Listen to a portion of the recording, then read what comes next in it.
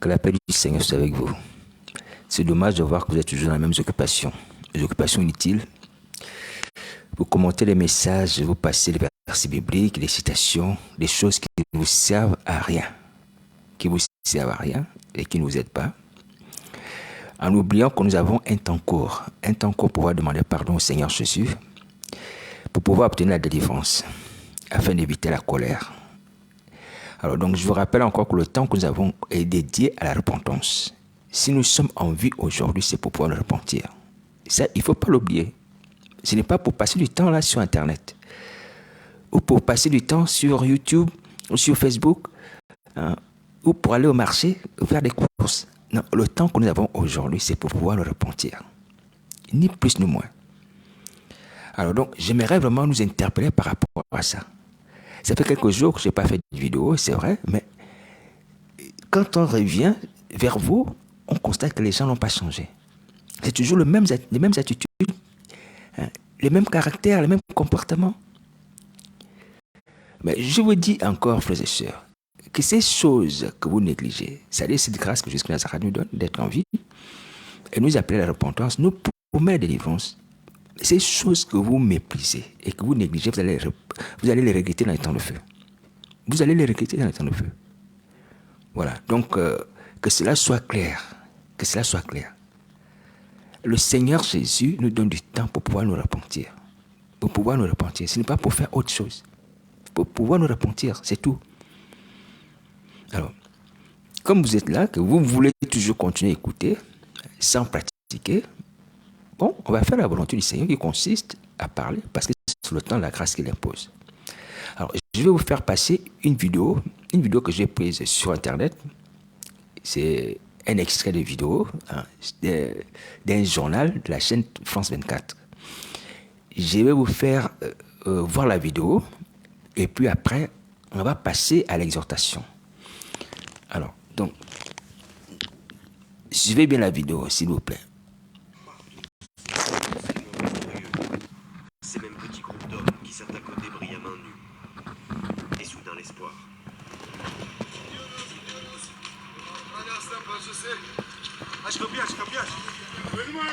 Ce petit garçon aura passé plus de 30 heures sous les décombres. Son père en sera extrait quelques minutes après lui.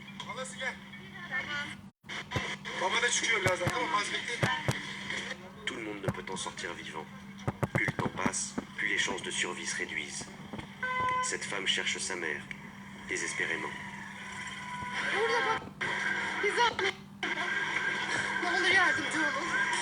Elle est là-bas, regardez. Aidez-nous, il faut que les sauveteurs viennent avec des machines. Aidez-nous, ça fait 33 heures qu'elle est là-dessous. Je n'ai pas de nouvelles, je n'y crois plus.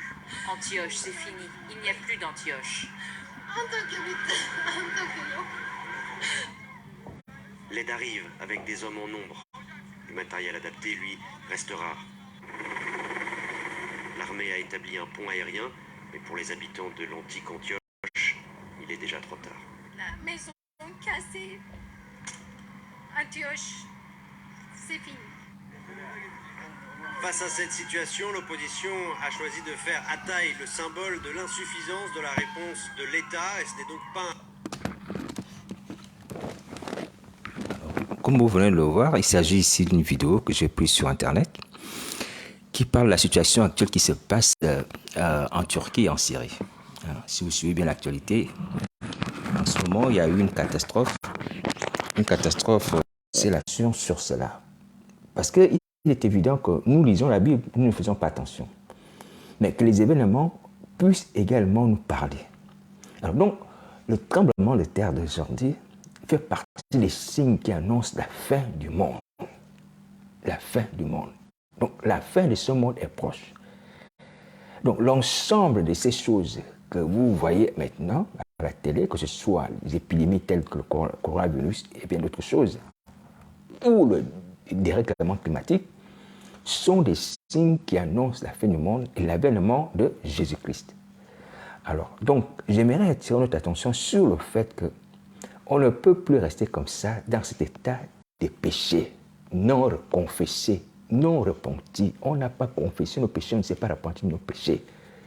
La fin est proche. La fin est proche. Donc, les événements auxquels nous assistons sont là pour nous rappeler ces choses. La fin est proche. Donc, le monde est en train de tirer à sa fin. Jésus-Christ de Nazareth arrive. Alors, dans le livre de Luc, au chapitre 21, à partir du verset 10, il va énumérer un ensemble d'événements qui vont se produire avant la fin du monde, comme celui des tremblements de terre. Je vais lire la parole du Seigneur. Luc 21, verset 10. Alors il leur dit, c'est Jésus-Christ qui parle, alors il leur dit, une nation s'élèvera contre une nation, c'est-à-dire une nation va faire la guerre à une autre nation. Ouais. Un royaume contre un autre royaume. Un royaume va faire la guerre à un autre royaume. Il continue, dit, et il y aura de grands tremblements de terre, et en divers lieux des pestes et des famines. Il y aura des phénomènes terribles, de grands signes dans le ciel. Est-ce que vous voyez? Alors donc le Seigneur Jésus nous a donné clairement la nature des événements qui vont se produire avant la fin du monde et avant également son avènement. Donc nous qui sommes avertis de ces choses, nous devons nous préparer dans la repentance et la sanctification. Dans la repentance et la sanctification, mes amis, la fin est proche. La fin est proche. Arrêtez de dormir. Allez vous repentir. Allez vous repentir. Vous voyez, le Seigneur est bon. Lui que le Père a établi juste des vivants et des morts, nous a fait grâce, nous les chrétiens, de nous donner les indices qui vont amener à sorte que nous puissions être attentifs sur la fin du temps et pouvoir nous préparer afin que nous échappions à la mort. Vous voyez, c'est une grâce que nous avons. Nous avons cette grâce dans la parole de Dieu qui nous donne des éléments pour pouvoir nous rendre compte que la fin du monde est proche. Mais le plus important n'est pas de connaître que la fin du monde est proche en voyant ces éléments. Le plus important est de se préparer aussi. Qu'est-ce qu'on fait pour se préparer? Qu'est-ce qu'on fait pour se préparer? Ouais. Vous êtes toujours là dans les mêmes péchés. Vous êtes toujours là dans les mêmes abominations. Vous êtes toujours dans le même mensonge. Et le Seigneur Jésus nous dit que la fin est proche. Nous avons la grâce que les habitants de Sodome et Gomorrhe n'ont pas eu, à part les gens de Lot, à qui il a dit, écoutez, Dieu va détruire cette ville. Sortez de Sodome et Gomorrhe. Ouais. Mais les autres n'ont pas entendu ces messages. Et même les gens de Lot ont pris Lot pour un plaisantin, quelqu'un qui plaisante. Ouais. Ils sont restés à Sodome. Et c'est alors qu'il y a eu une pluie de feu et de soufre qui les a emportés avec le reste des habitants. Vous voyez? Donc, c'est une grâce que le Seigneur Jésus nous avertit. Il faut se réveiller. Il faut quitter le monde éternel. Il faut quitter la sorcellerie. Il faut confesser la sorcellerie pour échapper à cette détresse qui va frapper la terre. Qui va frapper la terre? Les fléaux, la fin des temps, sont là. Vous voyez dans l'Apocalypse aussi. Ils sont là. Le Seigneur Jésus lui-même a déjà annoncé. Et d'autres fléaux sont dans le livre de l'Apocalypse. On parle même de sauterelles qui vont venir. Vous voyez? Donc aujourd'hui, nous avons déjà la plupart de ces phénomènes. Nous avons des guerres. Une nation qui s'élève contre une nation. En ce moment, il y a des guerres. Vous voyez? Tremblement de terre. Nous sommes habitués à cela. Les pestes, des famines. Des maladies qui n'ont pas de guérison. Oui. Des famines, des sécheresses. On en assiste déjà. Oui. Des phénomènes terribles et des grands signes au ciel. Oui. Il y aura des phénomènes terribles, il y a des choses qui arrivent, mais il y a certaines d'entre elles qui sont déjà là. Oui. Donc on ne peut plus rester comme ça sans pouvoir nous repentir, sinon on va être emporté par ces événements. Parce que les tremblements de terre, les guerres, les famines, les pestes, sont les signes de la fin, mais sont là aussi également la concrétisation d'un châtiment de Dieu contre la terre. Le Seigneur Jésus parle des signes de vengeance. Ce sera un temps de vengeance. C'est un temps de colère. C'est un temps de colère. Après le temps de la grâce, c'est le temps de la colère.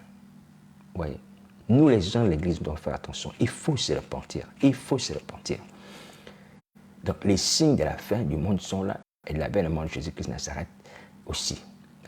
Il arrive. Donc il faut se repentir afin que nous échappions à la détresse et que nous puissions être enlevés avec le Seigneur quand il viendra. C'est dans ce contexte-là que Jésus-Christ de Nazareth viendra.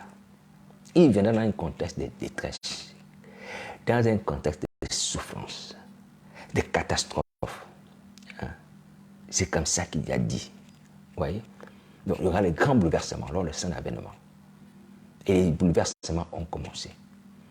Alors, donc, j'aimerais nous alerter par rapport à ça, la part du Seigneur Jésus, afin que nous puissions nous repentir et que nous ne soyons pas emportés par ces événements.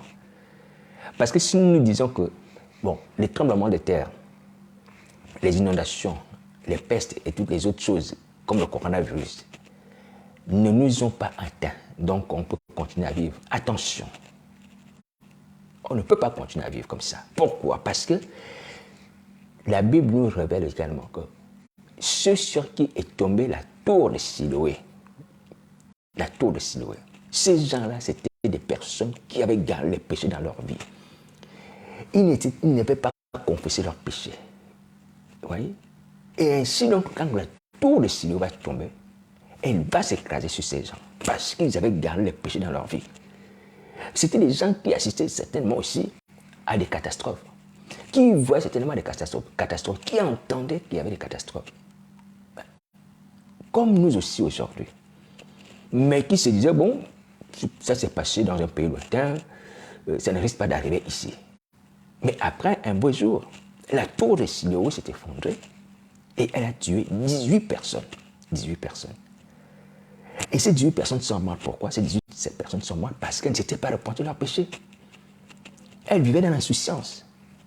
Elles vivaient dans le péché, dans le plaisir. Vous voyez? Et la mort a fini par les emporter au travers de cette chute qui s'est produite à Siloé. Alors, je vais vous lire le passage biblique en question où le Seigneur Jésus parle de cela aux Juifs. Les Juifs qui viennent se plaindre, ou du moins qui viennent s'indigner et dire à Jésus-Christ de Nazareth ce que Pilate a fait des gens, des Galiléens qu'il a tués et qu'il a mélangé le sang avec celui des victimes. Le Seigneur Jésus va leur dire que, écoutez, ces Galiléens, ils ont souffert. Mais ils n'étaient pas les plus grands pécheurs. Vous voyez? Je vais vous lire passer en question. Luc chapitre 13, à partir du verset 2. Alors, il leur répondit, on va commencer au verset 1. Luc chapitre 13, verset 1. En ce même temps, quelques personnes qui se trouvaient là racontaient à Jésus ce qui était arrivé des Galiléens, dont Pilate avait mêlé le sang avec celui de leurs victimes. Il leur répondit, croyez-vous que ces Galiléens fussent des plus grands pécheurs parce qu'ils ont souffert de la sorte? Non, je vous le dis, mais si vous ne vous repentez pas, vous périrez tous également. Vous voyez? Donc le Seigneur dit à ces Juifs qui sont venus le voir, il leur dit que, vous voyez, ces Galiléens ont été massacrés, vous voyez? Ils ont souffert dans leur chair, mais ils n'étaient pas les plus grands pécheurs. Ils n'étaient pas les plus grands pécheurs, mais le fait qu'ils étaient demeurés dans leur péché a fait qu'ils soient des victimes de Pilate. Vous voyez?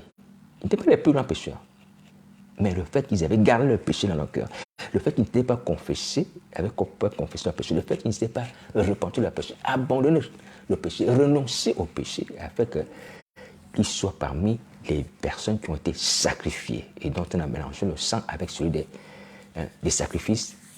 Vous voyez? Donc, ces gens ont souffert parce qu'ils ne s'étaient pas repentis. Vous voyez? Et il dit à ces Juifs qui sont venus le voir que si vous ne vous repentez pas, vous aussi vous allez souffrir de la même manière. Vous allez périr de la même manière. Vous voyez? Alors, il va donner encore un autre exemple au sujet de la tour de Siloé. Alors, il va dire, maintenant, ou bien ces 18 personnes sur qui est tombée la tour de Siloé et qu'elle a tué, croyez-vous qu'elle fût plus coupable que tous les autres habitants de Jérusalem? Oui. L'histoire de la tour de Siloé qui a tué 18 personnes. 18 personnes. Le Seigneur Jésus leur pose la question de savoir, est-ce que ces 18 personnes étaient plus coupables que tous les autres habitants de Jérusalem? Non, pas forcément. Vous voyez? Non, je vous le dis. Il me répond à la question. Mais si vous ne vous repentez pas, vous périrez tous également. Vous voyez? Il dit, mais si vous ne vous repentez pas, vous paierez tous également. Alors donc, ceci, c'est pour dire que nous ne sommes pas à l'abri de catastrophes, soi-disant, entre griffes, naturelles. Par exemple, tremblement de terre, inondations, des feux de forêt, des choses comme ça, qui peuvent surgir et nous prendre la vie. On ne peut pas être à l'abri de cela lorsqu'on est dans le péché. Lorsqu'on est dans le péché, lorsqu'on n'a pas confessé le péché, on n'est pas à l'abri de ces choses. On peut être frappé. On peut être frappé. Un éboulement de terrain peut nous attendre. Même si on est en train de rouler sur une voiture, paf, un rocher se détache et tombe sur votre voiture. Ouais, et vous mourrez. À cause de quoi? À cause du péché. Le salaire du péché, c'est la mort. Donc le péché est comme un aimant qui attire la mort. Partout où vous êtes dans le péché, la mort n'est pas loin. Elle est en embuscade. C'est Dieu qui freine. C'est Dieu qui fait grâce. Comme pour le cas de Jézabel. Je vous assure, c'est Dieu qui fait grâce. Voici d'ailleurs pourquoi Satan, à un moment donné, dans la Bible, on dit qu'il est parti réclamer le corps de Moïse, après la mort de Moïse. Parce que Moïse a été frappé par Dieu. Il a été puni de mort parce qu'il avait péché. Vous voyez? Donc, Satan était allé réclamer le corps de Moïse. Vous voyez que Satan n'est pas loin pour pouvoir réclamer les gens lorsqu'ils pêchent. Il n'est pas loin. Il n'est pas loin. Alors donc c'est pour vous dire que mes amis, les catastrophes qu'on appelle naturelles, parce qu'elles ne sont pas naturelles, surtout au temps où nous sommes, ces choses ne sont plus naturelles. Ce sont les temps de vengeance. C'est la colère divine aussi. Donc, qui s'exprime là, pour ce qui nous concerne, nous savons cela. Alors, quand on est victime de ces choses, il faut savoir qu'on est victime de cela parce qu'on ne s'est pas repenti. Mais ça ne veut pas dire que nous sommes les plus grands pécheurs. Non, on n'est pas les plus grands pécheurs. Mais il se trouve que le péché était en nous. Il se trouve qu'on n'avait pas confessé ses péchés. Il se trouve qu'on n'avait pas abandonné son péché. Il se trouve qu'on n'avait pas accepté Jésus-Christ comme Seigneur et Sauveur. Parce que le fait de ne pas croire en Jésus-Christ est un péché. C'est ce qu'il va dire. Que le Saint-Esprit va venir, il va vous convaincre de justice, de jugement. Oui. Donc, croire en Jésus-Christ de Nazareth permet d'être sauvé. Ne pas croire en Jésus-Christ de Nazareth est un péché qui nous entraîne à la mort. Oui. Alors, donc, ces gens sur qui la tour de Siloé est tombée ont péri. Ils n'étaient pas plus coupables. Ils n'étaient pas plus pécheurs que tous les autres habitants de Jérusalem, mais seulement comme ces gens avaient gardé dans leur cœur les péchés non confessés. Ils n'avaient pas renoncé au péché. Ils ne s'étaient pas repentis dans le péché. Et voici comment la mort les atteint de façon accidentelle. Oui, la tour de Siloé est tombée. Elle a tué 18 personnes. Oui. Alors, ça veut dire que si il y avait une personne parmi ces 18 qui s'était repentie, qui s'était repenti de ses péchés, qui marchait dans la crainte de Dieu, cette tour de Siloé ne l'a pas tué. Et peut-être qu'à cause de ces 18 personnes, Dieu aurait fait grâce pour que les 17 autres personnes ne soient pas tuées.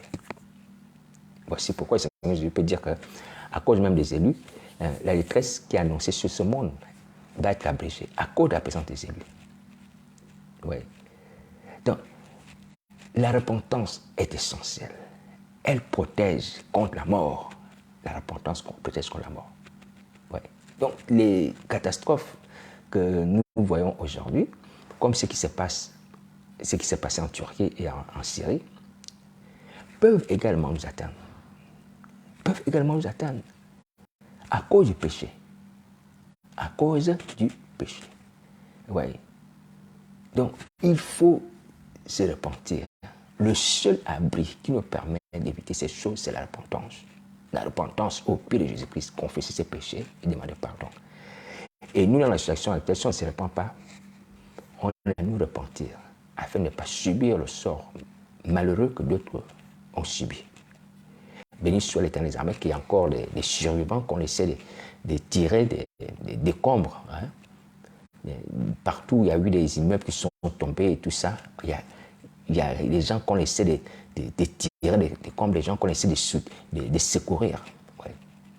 Mais il y a aussi des victimes. Aujourd'hui, il y a plus de 25 000 personnes qui sont mortes. il paraît que le bilan n'est pas encore terminé. Vous voyez? Alors, c'est grave, c'est grave. Il s'agit ici de la mort qui nous ouvre également les portes de la seconde mort. La mort physique qui nous ouvre les portes. La mort dans les temps de feu. C'est ce que le Seigneur nous appelle la seconde mort. Une fois on est mort physiquement, on est parti également pour le temps de feu. Si on n'a pas confessé ses péchés, si on ne s'est pas repenti au péché jusqu'à s'arrête, on va dans les temps de feu. Donc voici pourquoi la vie que nous avons là, elle est précieuse. La vie dans la chair que nous avons, elle est précieuse. Mais elle ne doit pas être un prétexte pour vivre sans la chair. Hein, pour vivre selon les plaisirs de la chair, du monde. Vous voyez? Et ça, c'est une erreur. C'est une erreur. Il faut te repentir. Parce qu'il n'y a pas mieux que cela. Et si tu meurs, tu sais que tu vas au ciel, au paradis, te reposer. L'armée a établi un pont aérien, mais pour les habitants de l'antique Antioche, il est déjà trop tard. La maison cassée. Antioche. C'est fini. Non. La maison cassée, Antioche, c'est fini. Oui. Alors donc, il s'agit ici des dégâts qui sont produits en Antioche. Vous voyez. Alors, donc, un effroyable cataclysme qui s'est produit en Antioche. Alors, et pour nous, cela est significatif parce qu'on parle ici d'Antioche. C'est significatif dans un second sens, dans un premier sens parce que c'est des êtres humains qui sont morts, c'est vrai, mais c'est aussi significatif parce qu'on parle de la ville d'Antioche. De la ville d'Antioche. Il est question ici de la ville d'Antioche. Alors, pour nous qui lisons la Bible, nous savons que les Actes des Apôtres parlent de la ville d'Antioche. Et il y a un fait merveilleux qui s'est passé dans cette ville pendant que les apôtres évangélisaient, pendant que les disciples du Seigneur évangélisaient là-bas. La Bible dit que c'est à Antioche que pour la première fois, les chrétiens ont reçu le nom de chrétiens. Vous voyez? C'est à Antioche que les disciples de Christ ont reçu le nom de chrétiens. C'est Antioche. Donc, c'est cette Antioche dont il est question dans le reportage. Le lieu où on nous a donné le nom de chrétien, c'est ce lieu-là qui est dans les décombres. C'est ce lieu-là qui est dans cette effroyable, cette douloureuse catastrophe. Qui vit cette douloureuse catastrophe? Vous voyez, ce lieu-là. Ce lieu-là qui a été un lieu de bénédiction pour l'Église. Vous voyez? L'Église d'Antioche est une grande Église. Une belle Église.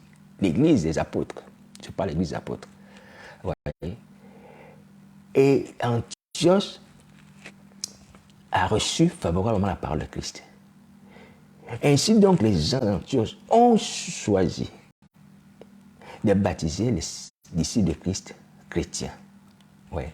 Et aujourd'hui, nous avons ce nom aujourd'hui, celui de chrétien, qui nous identifie à d'autres religions, à d'autres types de croyants.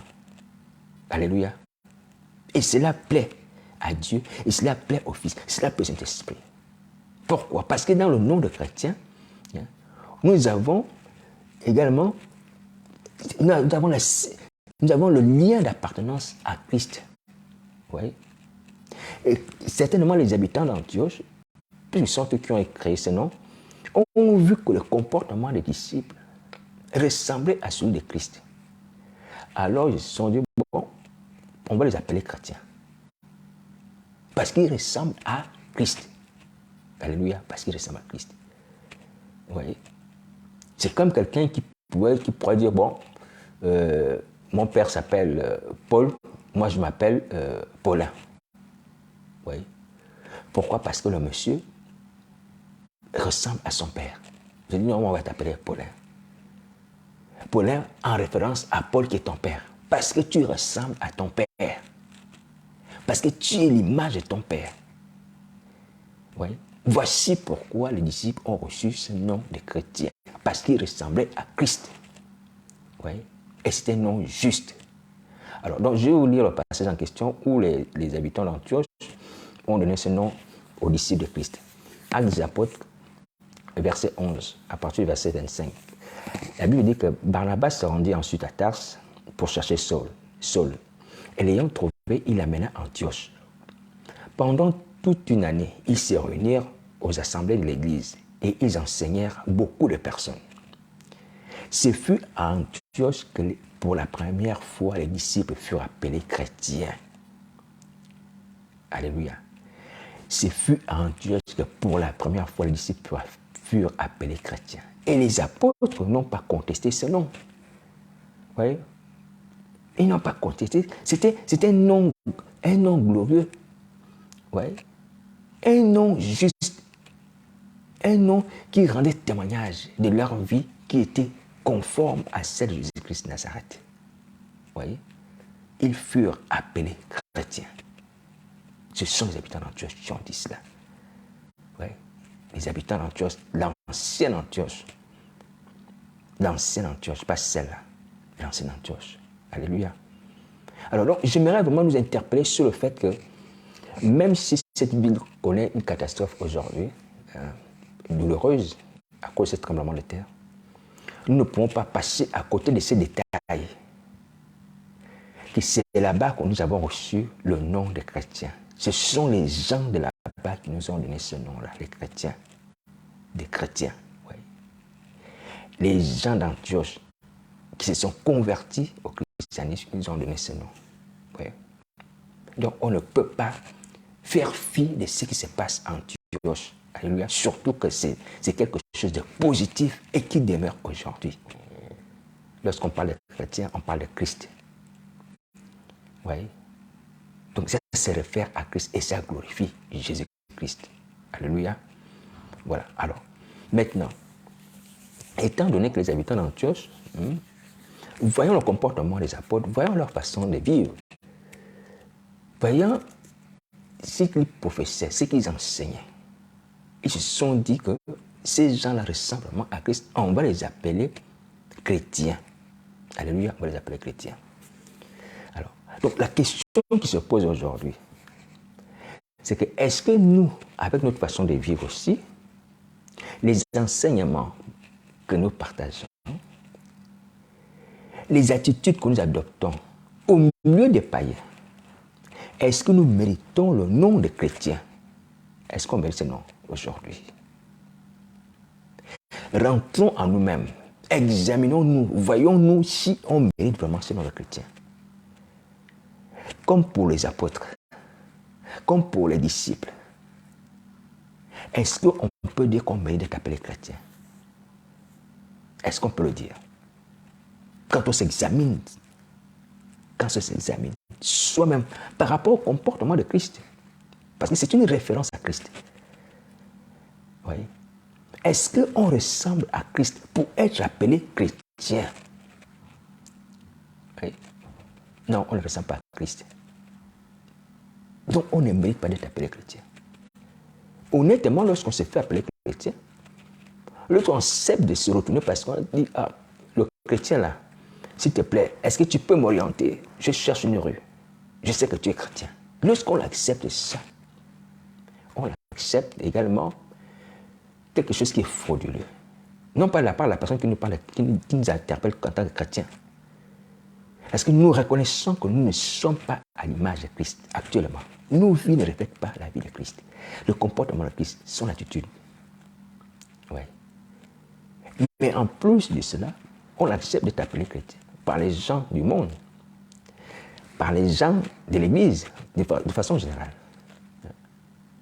On accepte également d'avoir les titres de père. On apprend également, on prend également le titre de Monseigneur. C'est-à-dire qu'on a dépassé le cadre de chrétien. On va maintenant au-delà. C'est-à-dire maintenant ce n'est plus chrétien. Il faut qu'on s'appelle père. Il faut qu'on s'appelle Monseigneur. Oui. C'est-à-dire que des éléments qui ne sont même pas dans la Bible, qui ne nous sont pas autorisés. Il y a un seul Père, le Père notre Seigneur Jésus-Christ. Oui. Il y a un seul Seigneur, Jésus-Christ de Nazareth. Nous, on a laissé tomber l'appellation de chrétien. Chrétien, c'est trop bas. Il faut prendre le titre de Monseigneur ou de Père. Vous voyez? Sans parler des fonctions que nous exerçons de façon frauduleuse. Apôtre, prophète et évangéliste. Et on accepte d'être appelé comme ça. Il y a même quelqu'un que j'ai rencontré, je l'appelle même par la fonction qu'il exerce, Hein? Il me dit, ne m'appelle pas comme ça. Ne m'appelle pas comme ça. Appelle-moi papa. Ouais. Donc, il ne veut plus qu'on l'appelle par la fonction qu'il exerce. Il veut qu'on l'appelle papa. Ouais, c'est comme ça. Papa. Ouais. Tout ça dans le mensonge. Tout ça, c'est l'imposture. L'imposture. Alors, je viens vous dire qu'aujourd'hui encore, que si vous n'arrêtez pas ces choses, vous serez frappés. Vous serez frappés. Vous avez vu ce que le Seigneur Jésus a dit aux habitants de Jérusalem? Hein? C'est ce qu'il a tout le ciel est tombé. Si vous n'arrêtez pas votre imposture là, des faux surnoms, avec des fausses fonctions, vous serez frappés. Je vous dis, dans ce siècle-ci, avant d'aller dans les temps de feu, vous serez frappés. Parce que ces catastrophes auxquelles nous assistons ne sont pas, ce n'est pas les temps de feu là, c'est d'abord la mort physique. Vous serez frappés dans votre corps, dans votre chair, vous allez sentir la mort. Vous allez sentir la mort. Donc il faut arrêter l'imposture, il faut arrêter les faux titres, il faut même arrêter de se dire chrétien. Et qu'on vous appelle chrétien, parce qu'on ne le mérite pas dans la situation actuelle. On ne le mérite pas. Nous ne sommes même pas des chrétiens. Nous sommes des chrétiens d'apparence. Si on veut faire poli, nous sommes des chrétiens d'apparence. Parce qu'on tient une Bible, parce qu'on sait lire, parce qu'on exerce une fonction de pasteur, d'apôtre. Nous sommes des chrétiens d'apparence. Mais nous ne sommes pas des chrétiens. Comme ce fut le cas des disciples, de Pierre, Paul et Barnabas. Non, on n'est pas à leur degré. On n'est pas à leur degré. Oui, on n'est pas à leur degré. Alors, ceci, c'est pour nous amener à prendre conscience de nos péchés. Nous sommes dans le faux lorsqu'on accepte d'être appelé chrétien. Nous sommes dans le faux lorsqu'on accepte d'exercer des ministères qui reviennent aux chrétiens. Il faut être chrétien pour être pasteur, apôtre, prophète. Il faut être chrétien. Nous ne sommes pas chrétiens. Donc, on agit dans l'imposture, dans le mensonge, dans la faute. Donc, il faut arrêter. Il faut arrêter. Alors, donc, le Seigneur Jésus nous interpelle par rapport à cela, afin que nous puissions éviter la mort. Non seulement la mort par rapport au fait que, bon, il y a des catastrophes qui ont été annoncées, les calamités qui vont accompagner la fin du monde, mais aussi la mort par rapport au fait qu'il a des regards sur nous. Il peut nous frapper indépendamment de ces choses. Lui-même, il peut exécuter une sentence de mort, nous ôter la vie, comme Ananias et Saphira sont tombés. Il n'y a pas eu de catastrophe naturelle. Ananias et Saphira sont tombés raides parce qu'ils ont péché dans l'église. Alors voici pourquoi, lorsqu'on voit encore l'attitude d'Isabelle, cette femme que c'est une imposture, qui agissait dans l'imposture, qui se disait prophétesse. Oui. Donc, elle n'était pas prophétesse, mais elle se disait prophétesse. Alors, c'est pour dire qu'elle se disait aussi chrétienne, alors qu'elle n'était pas chrétienne. Oui. Oui. C'est exactement la même chose que nous. Oui. On utilise cette identité-là pour pouvoir séduire, alors que nous ne sommes pas. Nous ne sommes pas des chrétiens, nous ne sommes pas des prophétesses, nous ne sommes pas des prophètes ni des apôtres. Oui. Nous sommes des chrétiens, prophètes, pour faire poli, d'apparence. Pour faire poli, c'est d'apparence. Voilà. Alors donc, Isabelle qui utilisait le fait qu'il y a les prophètes ou les prophétesses dans la Bible, dans l'histoire de la Bible, dans l'histoire des cultes. Moi aussi, je me fais passer pour une prophétesse. Voilà. Elle était une fausse prophétesse qui prenait ce titre-là comme une couverture et enseignait et séduire les serviteurs de Jésus-Christ Nazareth dans l'église de Thyatire pour qu'ils mangent et viennent sacrifier aux idoles et qu'ils se livrent à leur publicité. C'est exactement ce que nous faisons. Alors, le Seigneur Jésus nous dit aujourd'hui que ceux qui usurpent, on appelle ça l'usurpation, les titres, qui usurpent les fonctions, doivent arrêter. Il faut se repentir. Ce ne sont pas les personnes qui se disent chrétiennes qui sont réellement chrétiennes. On est chrétien lorsqu'on est de nouveau. On est chrétien lorsqu'on accepte Jésus-Christ de Nazareth comme Seigneur Sauveur. On est chrétien lorsqu'on se repent à ses pieds, on demande la délivrance de l'esprit malin qui est en nous. On est chrétien lorsqu'on reçoit le Saint-Esprit. Parce que la Bible dit que ceux qui sont conduits par le Saint-Esprit sont fils de Dieu. Donc, chrétiens. On est chrétien comme ça. On n'est pas chrétien parce qu'on se dit « je suis chrétien » ou parce qu'on sait la Bible, ou parce qu'on a la carte d'une église, ou parce qu'on est un pasteur. Non, on est chrétien parce qu'on est né de nouveau, parce qu'on s'est repenti, parce qu'on a reçu le Saint-Esprit.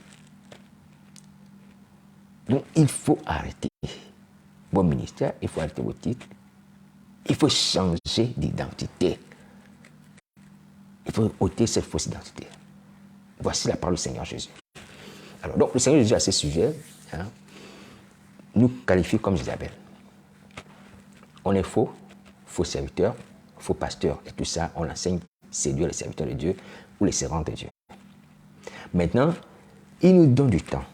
Apocalypse chapitre 2, verset 21, afin de se repentir. Mais si on refuse de se repentir, il va nous jeter sur un lit et envoyer une grande tribulation. Ceux qui commettent l'adultère avec nous, avec ceux qui participent à nos œuvres. Ces personnes seront frappées. Ces personnes seront frappées. Qui est séisme, tremblement de terre, inondation ou pas, ces personnes seront frappées. Et nous avec.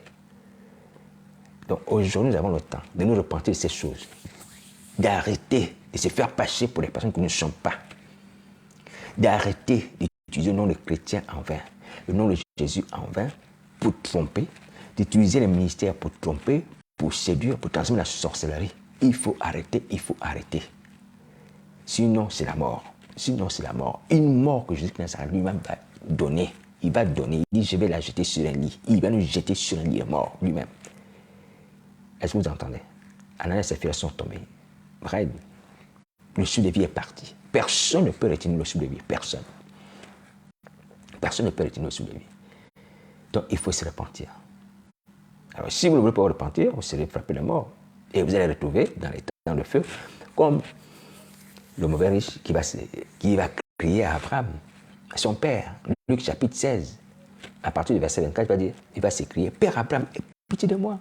Et envoie Lazare pour qu'il trempe le bout de son doigt dans l'eau et me rafraîchisse la langue, car je souffre cruellement dans cette flamme. Tu vas crier, tu vas demander de l'eau, parce que tu souffres cruellement dans cette flamme, mais tu n'auras pas cette eau-là. Tu n'auras pas de repos, tu n'auras pas de soulagement, tu n'auras pas de délivrance. Impossible, impossible. Tu vas souffrir éternellement. Est-ce que tu m'entends? Abraham va répondre à cet homme, mon enfant, souviens-toi que tu as c'était bien pendant ta vie et que Lazare a eu les morts pendant la sienne. Maintenant, il est ici consolé et toi, tu souffres. Tu vois? Toi, tu t'es réjoui même des faux biens pendant cette vie-là. Des faux biens. C'est des faux titres. C'est des fausses richesses. Un peu comme l'Odyssée. Tu t'es réjoui de ça. Et à cause de ça, tu as fait le dos rond. Tu n'as pas oublié de te repentir. Ouais. Avec des souhaits, des abominations, des humiliations de Satan la nuit et le jour. Tu as dit que tu es arrivé au sommet. Parce que comme on te voit sur YouTube avec le micro, tu arrives au sommet. Mais tu vas te retrouver dans les temps de feu. En pleine souffrance. Au milieu des flammes. Des flammes qui ne pardonnent pas. Tu vas beau crier, personne ne viendra à ton secours. Tu vas sautiller. Tu vas sentir dans tes os comment le feu pique. Et tu vas sentir ça dans tes os. Le feu, comment ça pique. Dans tes yeux, dans tes oreilles. Et ça pour l'éternité. Et ça pour l'éternité. Retiens bien, c'est pour l'éternité. Ce n'est pas un jour, 2 jours. L'éternité. Mon frère, ma soeur, l'éternité. Tu ne veux pas laisser le micro. Tu ne veux pas laisser ça. Tu ne veux pas cesser d'écouter Satan le diable. Alors que Jésus-Christ te prouve par A plus B qu'il peut te délivrer. Il te prouve par A plus B qu'il peut te délivrer. Puisque son sang aujourd'hui parle en sa faveur. Le sang de Christ fait fuir Satan le diable. Détruit ses œuvres. Amène la bénédiction de Jésus-Christ dans la vie de ceux qui prient autour de ce sang. Mais toi, tu veux continuer à obéir à Satan le diable, détruire les vies, te souiller et te dire que non, je suis prospère, je suis arrivé au sommet. J'ai le titre de pasteur, d'apôtre, de prophétesse. Je suis connu sur YouTube, j'ai beaucoup de vues, j'ai des followers, des gens qui me suivent. Mais je te cite, je te dis que tu te trompes. Je te dis que tu te trompes. Satan t'es en train de te tromper, il te trompe. Il t'a aveuglé. Ouvre les yeux. Cette prospérité est une prospérité de malheur. C'est pour t'amener la condamnation. Le diable veut t'amener la condamnation. Voilà pourquoi il te donne ces choses. Est-ce que tu ne vois pas ça? D'ailleurs, pour avoir ces choses, tu ne vois pas comment tu souffres. Tu souffres déjà pour les avoir. Tu n'as pas ça gratuit. Regardez toutes les personnes qui ont la sorcellerie dans ce monde. Elles sont riches. Elles sont riches. Si toutes les personnes qui ont la sorcellerie dans ce monde sont riches, que quelqu'un lève la main. Hein? Vous voyez? Donc, Satan vous donne des super pouvoirs, des esprits qui vous permettent de vous déguiser, vous transformer, d'être invisible, des formules de magie, tout ça. Mais les gens demeurent aussi dans leur misère. Hein? Des maladies incurables. Incurables. La peur tout le temps. Parce qu'il y a des gens qui te poursuivent la nuit. Il y a des gens qui t'en veulent la nuit. Et pourtant, tu as les pleins pouvoirs. Hein? Dans le monde mystique, tu as les hautes responsabilités. Tu es une reine avec une couronne. Pourquoi tu fuis tes ennemis? Pourquoi tu vas chez les marabouts? Pourquoi te protèges? Puisque tu as beaucoup de pouvoir. C'est la vanité. Vanité de vanité. Et tu continues à vivre cette vie. Tu continues à vivre cela. Tu vas finir dans les temps de feu, comme le mauvais riche. Le feu va s'occuper de toi comme il faut. Matin, midi et soir, tu vas sentir le feu. Ce n'est pas le feu de la gazinière. Ce n'est même pas la chaleur du soleil. Non. C'est plus que cela. C'est-à-dire que c'est une chaleur qui va brûler Satan, le diable. Il va sentir ça aussi. Il va sentir ça, lui, ses démons. Est-ce que tu vois? Les démons de 3 mètres, 4 mètres que tu crains là, ils vont brûler. Ils vont se tortiller comme ça. Ils vont se tortiller parce que le feu va les embraser. La plante d'épée jusqu'à la tête. Ils vont se tortiller. Oui. Ça va être chaud. Chaud comme il faut. Chaud. Oui. Et vous voulez continuer à blaguer? On vous dit de vous repentir. On vous dit d'aller au pied de Jésus-Christ confesser vos péchés. On vous dit de voir que le sang de Jésus-Christ s'arrête agir pour détruire les yeux du diable et pour libérer les esprits malins. Faites-le. Et vous ne laissez pas jeter dans les temps de feu. Faites-le. Voilà, donc voici le message du Seigneur Jésus que je voulais partager ce soir avec nous. Alors, donc, en rappelant que nous sommes montés de plein pied dans les événements qui vont accompagner la fin des temps. Les événements qui vont accompagner la fin des temps et le retour de Jésus-Christ. Donc, les pestes, les catastrophes, les inondations, le tremblement de terre, toutes ces choses, c'est malheureux parce que les gens périssent sans Christ. D'où la nécessité d'annoncer l'évangile. D'annoncer l'évangile, la repentance, afin que les gens soient sauvés. Alléluia. Voilà. Donc, mais aujourd'hui, nous qui sommes avertis de ces choses, devons faire attention. Nous sommes avertis de ces choses. Dans la Bible, nous sommes avertis de ces choses. Et nous voyons encore qu'à travers les Écritures, 2 personnes ont péri par ce genre de catastrophe. Nous devons nous repentir. Il faut se repentir. Il faut se repentir. Voyez. Et cesser maintenant de se faire appeler chrétien. Nous ne méritons pas ça. Nous ne sommes pas à l'image de Jésus de Nazareth. Comme Paul, Barnabas et les autres. À qui les gens d'Antioche pouvaient dire que ces gens-là ressemblent à leur maître. Ils ressemblent à Jésus. Donc on va les appeler chrétiens. On ne ressemble pas à Jésus. Ouais. Donc soyons humbles et soyons vrais. Et même lorsque quelqu'un t'appelle un chrétien, tu dis non, ne m'appelle pas chrétien. Appelle-moi par le nom de mon père et de ma mère. Sois honnête. À partir de ce moment, quand tu acceptes d'être honnête, Dieu va te faire grâce. Et toi, tu refuses même qu'on t'appelle le nom de ton père ou même la fonction. Tu cherches même à embellir plus. Il y a d'autres qui ont des titres qui extra-bibliques, qui ne sont même pas dans la Bible. Archibishop, des choses comme ça. Archibishop. Mes amis, ces choses-là sont des vanités, des tromperies de Satan. Pour vous fermer les yeux. Vous allez regretter cela dans le temps de feu si vous ne repentez pas. Je vous dis la vérité. Je vous dis la vérité. Alors donc, je rappelle encore une fois de plus que les gens sur qui la tour de Siloé est tombée, Vous voyez, ces gens-là se disaient aussi qu'ils ont du temps. Peut-être qu'ils se disaient aussi, mangeons, buvons, et puis tout ira bien. Ou à défaut, bon, les catastrophes n'arrivent qu'à d'autres personnes. Vous voyez, les gens qui viennent en insouciance. Mais finalement, la tour de Siloé est tombée et ces gens sont morts. La génération de Noé mangeait et buvait, mariait leurs enfants. C'est ce que le Seigneur Jésus va dire. Ces gens ne se souciaient pas qu'il y avait une colère vis-à-vis d'eux. Que leur façon de vivre avait déclenché une décision de les faire périr. Non, je dis non, on fait les enfants. On les élève, ce sont des géants, ce sont des gens intelligents, ce sont des gens forts, on va bâtir des villes et tout ça et tout ça. Mangeons, buvons. Il n'y a rien. Mais finalement, il y a eu un déluge de 40 jours qui les a emportés. Oui. Et là, c'est une catastrophe un peu entre griffes naturelles. C'est un élément naturel, c'était le déluge. Un élément naturel aussi qui a fait mourir les habitants de Sodome et Gomorrhe, c'était le feu. Donc, Dieu punit par les éléments naturels. Dieu punit par les éléments naturels. Il a puni les gens de Noé par le déluge. Il a puni les gens de Sodome par le feu. Alors, donc, vous qui êtes au courant de ces choses, repentez-vous. Repentez-vous, faites attention. Faites attention à vos vies. C'est pour l'éternité. Dès qu'on meurt ici, c'est fini. L'éternité, soit dans les flammes, soit au paradis. Donc, faites attention à vos vies. Pendant que vous avez la vie dans la chair, repentez-vous, confessez vos péchés. Le péché seul nous épargne de ce genre de calamité. Le péché, la repentance de nos péchés seul nous épargne de ce genre de calamité. Parce que le péché attire la mort. Le péché attire la mort. Donc, il faut faire attention.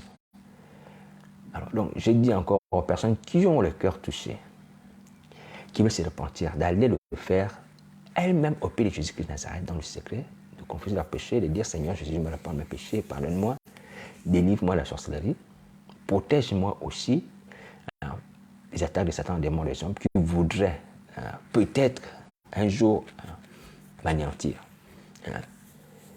Va faire comme ça, mais ne reste pas là, ne suis pas la multitude. Vous êtes là depuis des années, les mêmes personnes. Nous sommes déjà au deuxième mois de l'année 2023, février.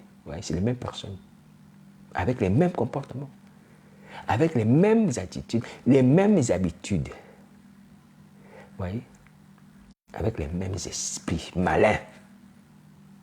Vous ne voulez pas changer. Les temps de feu vont s'occuper de vous. Je vous dis la vérité, les temps de feu vont s'occuper de vous.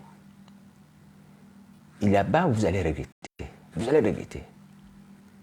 Alors, sur ce, si vous ne voulez pas regretter, allez vous repentir au pied de Jésus-Christ de Nazareth.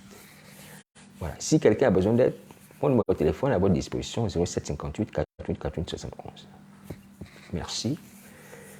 Que le Saint-Esprit puisse nous convaincre des péchés, de justice et de jugement, afin que nous puissions aller au pied de Jésus-Christ de Nazareth, confesser nos péchés.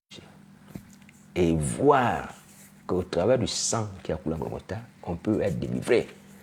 L'esprit de grâce, supplication, qui puisse nous ouvrir les yeux. Avec qu'on croit que le sang de Jésus sera délivré. Ces choses nous voyons.